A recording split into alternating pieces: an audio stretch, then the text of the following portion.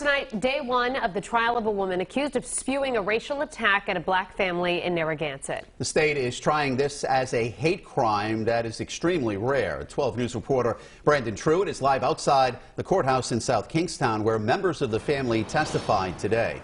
Brandon? Well, Mike, the father spent nearly 2 hours on the stand before his eldest daughter did the same as well today. The family described what they call a traumatic experience, saying all of this happened as they were just trying to grab a bite to eat. Before the trial even began Wednesday, 34-year-old Christine Longo was seen emotional in court. The South Kingstown woman is charged with disorderly conduct for an incident in Narragansett last June. The defendant approached him, saying, "A black guy, look at this black guy."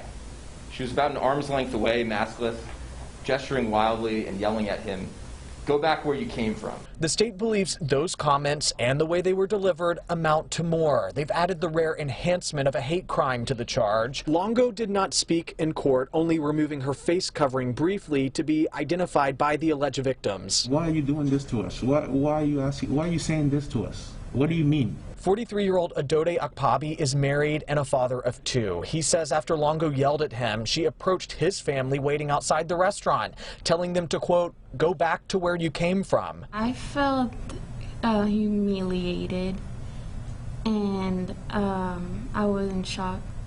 It made me feel unwelcome.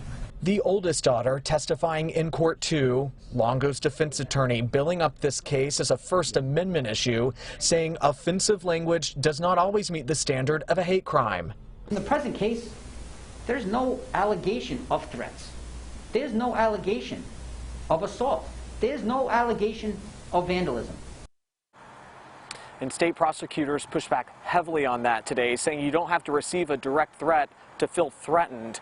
This trial has no jury. The verdict is going to come straight from the judge. Day 2 begins tomorrow morning.